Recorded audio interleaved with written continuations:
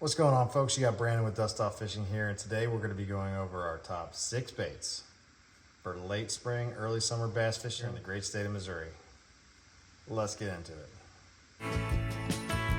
But in my heart I hear the calling of my old home, Tennessee. Types of lakes that I'm fishing are, generally speaking, highland reservoirs. Areas like Table Rock Lake. I've been fishing quite a few rivers like the Finley River or the James River. These seem to be the most versatile and also the ones that have been the most effective for me, especially when fishing all day. So, first bait, and the bait that everybody loves to hate, the break in case of emergency bait, the Ned Rig. Yes, I said the Ned Rig. So, first of all, I want to tell you guys, hey look, I get it. Finesse fishing is not sexy, and I understand that. Power fishing is fun, you know. Burning crankbaits, you know, reeling in whopper ploppers, all that. That's a good time. But, you know, I just let the bass tell me what they're gonna eat and what they're not gonna eat. And so, for example, today, when I went fishing at Table Rock Lake, I took 4 spinning rods. The last time I took 4 spinning rods anywhere was pretty much #never. So what that tells you is that even though I don't like finesse fishing, I do whatever it takes to catch the fish. Let's start with the first one, Ned Rig. So I'm gonna give you basically some of the terminal tackle that I use, and then some of the favorites, you know, soft plastics that I like. So on the Ned Rig, first thing I like is I like an EWG Ned Rig. Now this one is a 1/5 ounce Z-Man EWG Ned head, and sticky sharp hooks, great paint job. Downside, expensive. Also, if you like to fish rocky areas, generally speaking, I like to use a rounded head. And what's beneficial about that is it just doesn't catch up as much, so you're not snagging all the time and having to deal with that. So I'm not quite sure who makes this, maybe Trocar, but you can find them on the internet, no big deal. The 3 soft plastics I like to fish with my Ned Rigs are the OG, the #1, the Big Daddy Smalls, the Z-Man TRD Finesse Neds. This is Copper Truce. My actual favorite, my 3 favorite colors are Green Pumpkin Goby, Hot Snakes, and Copper Truce. Those get them. Those get them big time. And yet, you know, usually when I like to throw a Ned Rig is like when I first get someplace, I kind of use it like a search bait. And if they're hitting a Ned Rig, usually they're a smaller fish. Not always, but usually they're a smaller fish. And then I'll back that up with a bigger bait to try to get a bigger fish. Another one is this Dojo Ned by Third Eye Fishing. Favorite colors in this are Green Pumpkin, Black and Blue, and Morning Dawn. And if you know anything about bass fishing, Morning Dawn is a largemouth bass slayer. Last but not least, X-Zone makes a Ned Zone. It's got a nice little bulbous tail here. My favorite colors in these are Green Pumpkin, Blue Flake, and Black. And to be quite honest with you, the best color combination I have found on a Ned Rig is black on black. So if you can find a black head and a black Ned Rig, money town. All right, next. Shaky Head. So Shaky Head is some version of a large hook, shaky, I don't know why they call it a shaky head, if I'm being honest with you.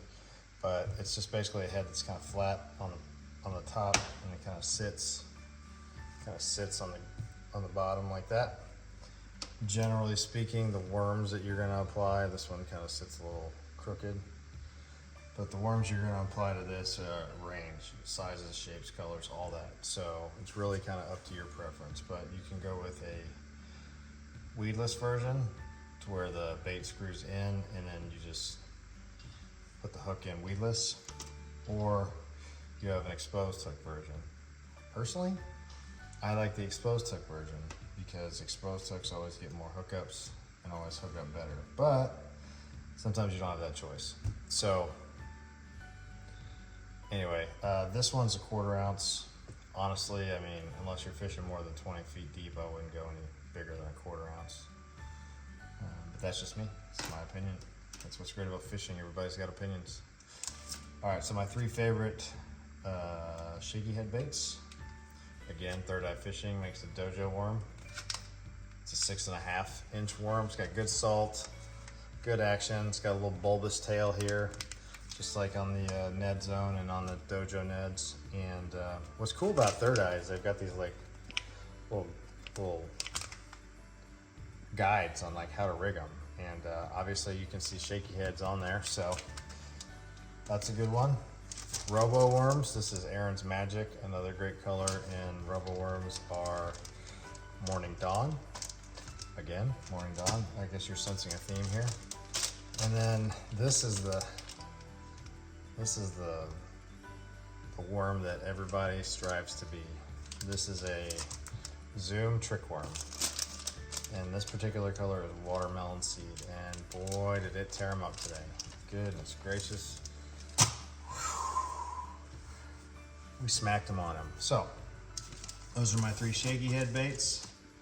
Again, honestly, if I had to pick a number 1 bait right now, it's Shaky Head. Shaky Head is king. Shaky Head is the juice. Shaky Head is gonna take you to places and heights you never knew you could get to. So, all right, 3rd favorite bait. I don't know. We're gonna stick with Finesse. And we're gonna go Wacky Rig Senko.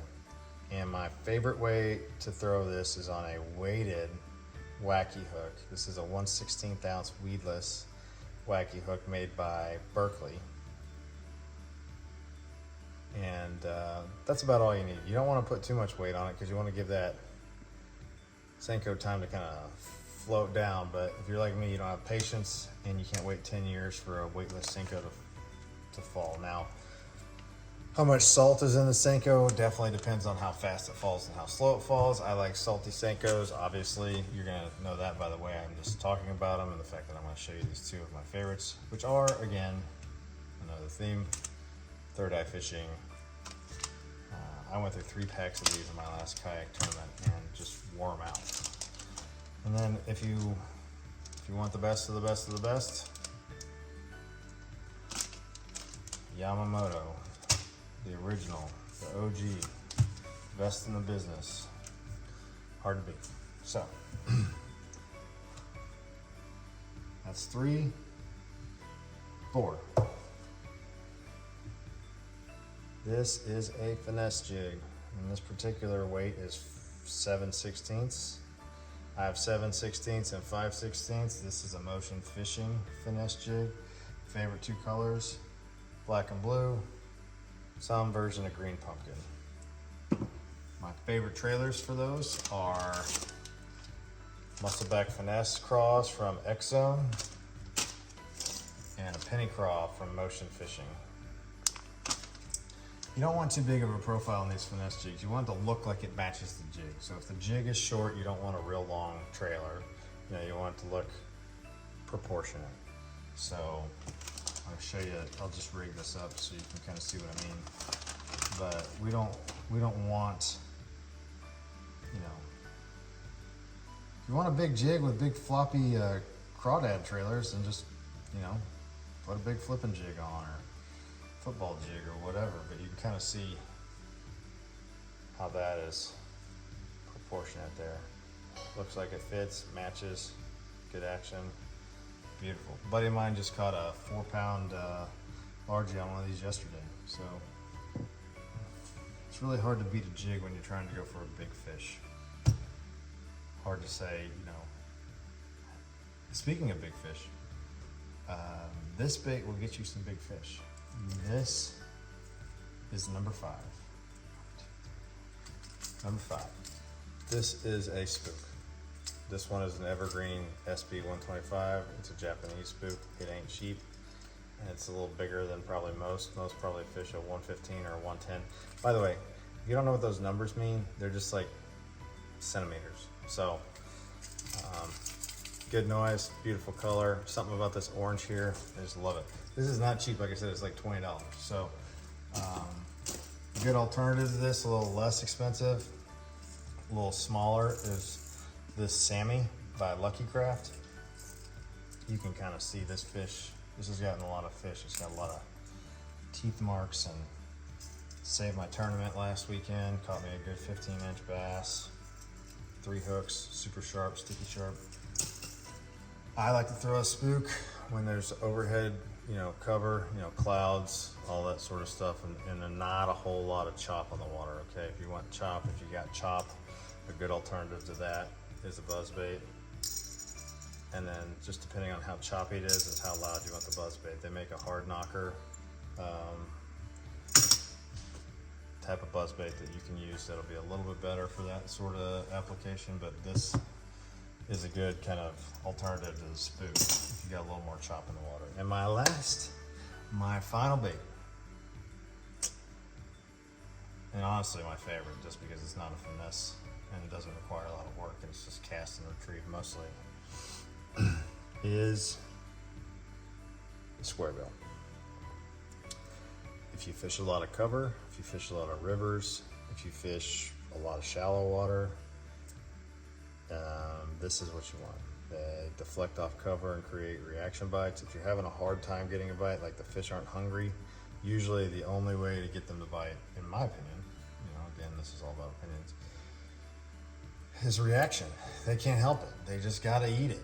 It's just like flies by their head and, they gotta grab it. It's just kind of how it works. So, KVD 1.5 square bill in a sexy shad with some chartreuse is probably my favorite. They make a hard knock version of this with a little more chartreuse for dirty water. Really, really great bait. Some other ones I really like. This is a Crush 50 from 6th Sense. This is a more natural looking bait. This is a little more subtle rattle than that KVD bait, and this is a really, really good one.